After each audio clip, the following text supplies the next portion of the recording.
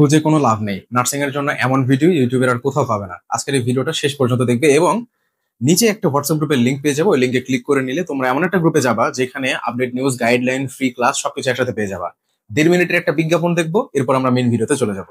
বলে রাখা ভালো, এই বইটি বাজারের সব থেকে আলাদা বই। কর্নারে দেখেই বুঝতে পারছো নতুন প্রশ্ন কাঠামোতে রচিত এবং হেক্সা মেথড টেকনিক অনুযায়ী লেখা, অর্থাৎ 6টি টেকনিকের সমন্বয়ে এই বইটি লেখা হয়েছে। এমনভাবে তৈরি করা হয়েছে যাতে এই বইটি শেষ করার মাধ্যমে একটি স্টুডেন্টের সম্পূর্ণ প্রিপারেশন শেষ হয়ে যায়। সাথে থাকবে আরো একটি মিনি বুক যেখানে বিগত 10 বছর নার্সিং ভর্তি পরীক্ষার প্রশ্ন থাকবে এবং আরো একটি মিনি বুক যেখানে প্র্যাকটিসের জন্য 1000 এমসিকিউ থাকবে। চাইলে কোর্সে ভর্তি না হয়েও বইগুলো কিনে নিতে পারবে নিচে দেখানো হোয়াটসঅ্যাপ নম্বরে। কেউ যদি ভেবে থাকো এবারে নার্সিং ভর্তি পরীক্ষায় তাকে একটি সিট কনফার্ম করতেই হবে শতভাগ নিশ্চয়তার সহিত, তাহলে শুনে রাখো, প্রতি বছর লাখো শিক্ষার্থী নার্সিং ভর্তি পরীক্ষায় অংশগ্রহণ করে, কিন্তু এদের মধ্যে চান্স পায় মাত্র কয়েক হাজার।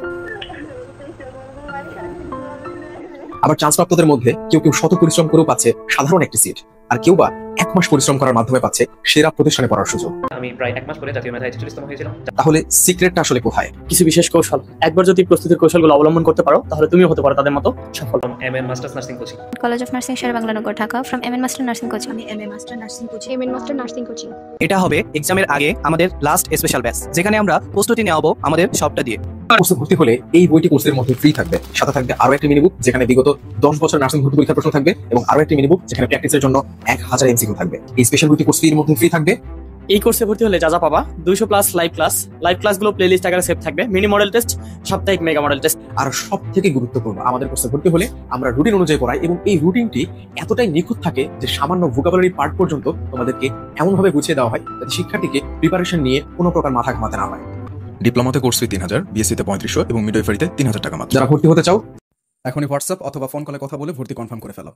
আচ্ছা, এখন আমরা আমাদের মেইন ভিডিওতে চলে আসি। দেখো কত মার্কে কে কোথায় পরীক্ষা দেওয়া উচিত, কে ডিপ্লোমাতে দিবে, কে বিএসসি বা মিডওয়াইফারি ইত্যাদি ইত্যাদি সবকিছু আজকে এক্সপ্লেইন করবো। এবং আরেকটা এক্সপ্লেইন করার পাশাপাশি বলে রাখি, এটা কিন্তু জজের রায় না।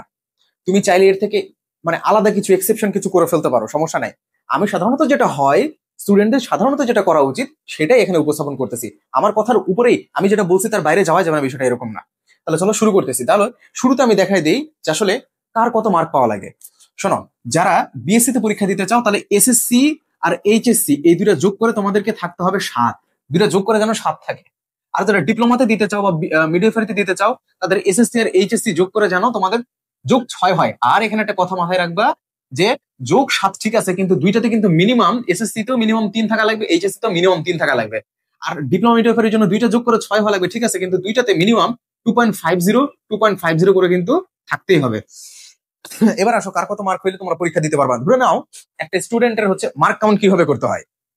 ধরে নাও একটা স্টুডেন্টের জিপে 5 পাইছে, এসএসসি এইচএসসি তে দুইটাই জিপে 5 পাইছে, তাহলে তার ভর্তি পরীক্ষায় কত মার্ক উঠাইতে হবে। দেখো, উঠানোর নিয়মটা হচ্ছে, মার্কটা হচ্ছে এসএসসির সাথে 5 গুণ করতে হয়, এইচএসসির সাথে 5 গুণ করতে হয়, তারপর আমরা যেটা পাইলাম সেটাকে যোগ করতে হয়, যোগ করে 121 থেকে বিয়োগ করতে হয়। তো যেহেতু ছাত্রটা এসএসসি তে 5 পাইছে, এইচএসসি তেও 5 পাইছে, তাহলে এটা ধরি 5 5 25, 5 5 25, টোটাল আসলে কত? 50। তাহলে এই 50 কে এখন 121 থেকে বিয়োগ করবা, কত থেকে? 121 থেকে। তাহলে তাকে 71 মার্ক উঠাতে হচ্ছে নার্সিং ভর্তি পরীক্ষায় চান্স পাওয়ার জন্য। কি কথা বুঝাইতে পারছি? তবে বলে রাখা ভালো যে 71 হচ্ছে সেফ জোন, 70-এও কখনো কখনো হয়ে যায় ইনশাল্লাহ। আচ্ছা, বা তার 69-এও হয়ে যাওয়ার সম্ভাবনা আছে। আচ্ছা, দেখি এখন কার কত জিপিএ মার্ক, এই যে মার্ক হিসাব করলো না, এই মার্কটা কার কত আসলে কার কি করা উচিত, বিএসসি, ডিপ্লোমা নাকি মিডওয়াইফারি, সেটা নিচে সুন্দর করে এক্সপ্লেইন করতেছি। দেখো, তোমার যদি এখানে 3টে ভাগে ভাগ করছি, একটা হচ্ছে রিস্ক, এর বাইরে যাওয়াই যাবে না। রিস্ক সম্ভব বাট রিস্ক, আর এটা হচ্ছে উইদাউট রিস্ক, এটাও ডিফিকাল্ট কিন্তু রিস্ক নাই বললে মোটামুটি চলে, আর এটা হচ্ছে নর্মাল ইজি, ঠিক আছে। আচ্ছা, তাহলে কারো মার্ক যদি আসে দেখো 84 অথবা 85, বোঝো কিন্তু 84 অথবা 85, তাহলে সে বিএসসি তে দিতে পারবে, বাট এটা তার জন্য একটু রিস্ক হয়ে যায়। এর উপরে কিন্তু যাওয়া যাবে না। 86 যদি পেতে হয় তাহলে হচ্ছে গিয়ে বিএসসি তে দেওয়া কিন্তু অনেক হার্ড। আর ডিপ্লোমাতে দেখো যদি 86 অথবা 87 পাইতে হয়, এই মার্ক যদি তুমি 86 অথবা 87 পেতে হয় হিসাব করে, তাহলে তোমার এটার জন্য ডিপ্লোমাতে রিস্ক হয়ে যাবে। আর উইদাউট রিস্ক ডিফিকাল্ট বাট মোটামুটি রিস্কহীন, ঝুঁকিহীন যেটাকে বলা যায় আর কি, সেটা হচ্ছে বিএসসি তে যদি 76 পাইতে হয় সম্ভব উইদাউট রিস্ক, ডিপ্লোমাতে যদি 79 80 পাইতে হয় সম্ভব উইদাউট রিস্ক, জাস্ট একটু ডিফিকাল্ট হবে, এটা স্বাভাবিক।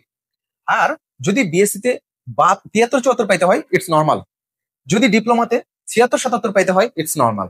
আর এগুলা কারোর মধ্যে যদি না হয় তাহলে সে ডিরেক্ট চলে যাবে মিডওয়াইফারিতে, ঠিক আছে। এই যে নিচে লিখে রেখেছি যে মিডওয়াইফারি, এই দুটাতে যদি কারো হচ্ছে গিয়ে মানে সুইট না করে, সুইটেবল যদি না হয় তাহলে সে ডিরেক্ট করতে চলে যাবে, সুইটেবল না হলে মিডওয়াইফারিতে চলে যাবে। ঠিক আছে, এই হচ্ছে আমাদের টোটাল হিসাব, এর বাইরে আর কোনো কথা নেই। আশা করি ক্লিয়ারলি তোমাদের সামনে উপস্থাপন করতে পারছি।